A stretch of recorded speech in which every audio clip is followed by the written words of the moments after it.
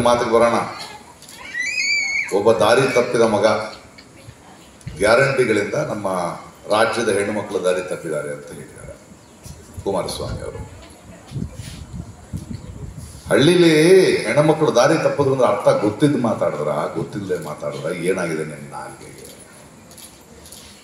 ಕರ್ನಾಟಕದ ಜನತೆಗೆ ಇಷ್ಟು ವರ್ಷಗಳಿಂದ ನೀವು ದಾರಿ ತಪ್ಪಿರೋದನ್ನ ನೋಡ್ತಾನೆ ಇದ್ದೀವಿ. ದಾರಿ ತಪ್ಪಿರೋದು ನೀವ ನಾವ ಹೇಳಿ? ಬಡವರ ಪಕ್ಷ, ರೈತರ ಪಕ್ಷ ಅಂತಾರೆ,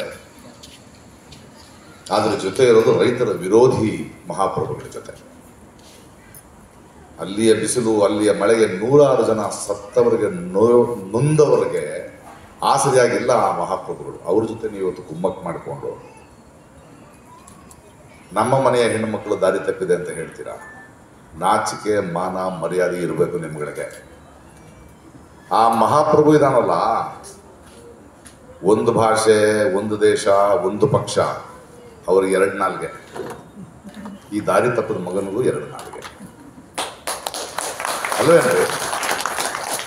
ಅಲ್ಲ ಸ್ವಾಮಿ, ಮೊನ್ನೆ ಚುನಾವಣೆಗೆ ಮುಂಚೆ ಆ ಮಹಾಪ್ರಭುನ ಬಾಯಿಗೆ ಬಂದಂಗೆ ಕಾಕರಿಸಿ ಉಗಿದ್ರಿ. ಆ ಮಹಾಪ್ರಭುನು ಬಂದು ತಂದೆ, ಮಗ, ಮೊಮ್ಮಗ ಅಂತ ಕುಟುಂಬ ರಾಜಕಾರಣ ಮಾಡಿದ್ರು, ಅವರು ಕಾಕರಿಸಿ ಉಗಿದ್ರು. ಚುನಾವಣೆ ಬಂದ ತಕ್ಷಣ ಇಬ್ರು ಅಪ್ಕೊಂಡು ಉಗಿದ ನೆಕ್ಕೊಂಡು ಕೂತಿದ್ದೀರಲ್ಲ, ನಾಚಿಕೆ ಮಾನ ಮರ್ಯಾದಿಲ್ಲ.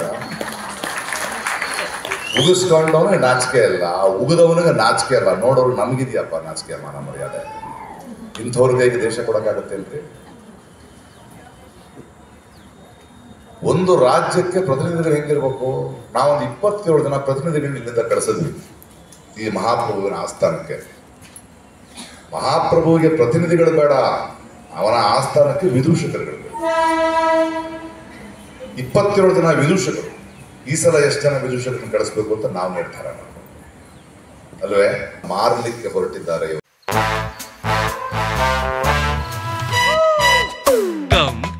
Come my love, please don't say no baby. Come my love. V-Guard ನ air coolers extra large cooling pad ನೊಂದಿಗೆ ಇದು ಎಂತೆಂಥವರನ್ನು ಕೂಲ್ ಆಗಿಸುತ್ತೆ. V-Guard air coolers, long lasting cooling. ನಿನ್ನೆ ಮೊನ್ನೆ ತನಕ ಹೋದ ಎಲೆಕ್ಷನ್ಗಳಲ್ಲಿ ಪಾಪ ಹೆಣ್ಮಗಳು ಯಾರೋ ಒಬ್ರು ನಿಂತ್ಕೊಂಡ್ರೆ ಗಂಡ ಸತ್ ಮುಂದೆ ಅಂತ ಹೇಳಿದ್ ನೀವೇ ನನ್ನಪ್ಪ. ಮಾತು ಮನೆ ಕಿಡಿಸ್ತೋನಂಗೆ ನಿಮ್ಮನ್ನು ಸೋಲ್ಸ್ ಕಳಿಸಿದ್ರು ಇಲ್ವೋ? ಅವರು ನನ್ನ ಸ್ವಾಭಿಮಾನಕ್ಕೆ ಬಂದಿದ್ದ ಸರಿಗೊಟ್ಟು ನಿಮ್ಮ ಹತ್ರ ಓಟ್ ಕೇಳಿದ್ರು ಇಲ್ವೋ? ಈಗ ಅವ್ರ ಮನೆ ಮುಂದೆ ಹೋಗಿ ಇವ್ರು ನಿಂತ್ಕೊಂಡವ್ರೆ, ಮಗನ್ ಸೋಲ್ಸಿದವ್ರ ಹತ್ರ ನನ್ನನ್ನು ಗೆಲ್ಸಿ, ನೀವು ಬನ್ನಿ ನನ್ನ ಜೊತೆ. ನಮ್ಮ ಸ್ವಾಭಿಮಾನ ಮುಖ್ಯ, ನಮ್ಮ ಹಕ್ಕು ಮುಖ್ಯ. ಮಂಡ್ಯದ ಜನತೆ ಇವುಗಳಿಗೆ ಸರಿಯಾದ ಪಾಠವನ್ನು 26ನೇ ತಾರೀಕು ತಿಳಿಸಲೇಬೇಕು. ನೀವು ದಾರಿ ತಪ್ಪಿದ ಮಗ ಯಾರು, ದಾರಿ ತಪ್ಪಿದ ಕಳ್ಳನ ಮಗ ಯಾರು ಅಂತ ನಿಮ್ಮ ಓಟಿನ ಮೂಲಕ ಹೇಳಬೇಕು. ಇದು ನಮ್ಮ ಜವಾಬ್ದಾರಿ. ಇವರು ಹೇಳಿದಾಗೆ ಕಾಂಗ್ರೆಸ್ ಪಕ್ಷ ಏನೋ ದೊಡ್ಡ ಪಕ್ಷ ಏನಲ್ಲ, ಎಲ್ಲರೂ ಹಾಗೆ.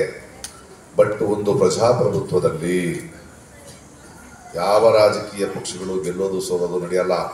ನಾವು ಸರಿಯಾದವರನ್ನು ಆರಿಸಿದರೆ, ನಮ್ಮ ಮಾತುಗಳನ್ನು ಕೇಳುವವರನ್ನ ಆರಿಸಿದರೆ ನಾವು ಗೆಲ್ತೀವಿ, ಗೆಲ್ದಿದ್ರೆ ನಾವು ಸೋಲ್ತೀವಿ.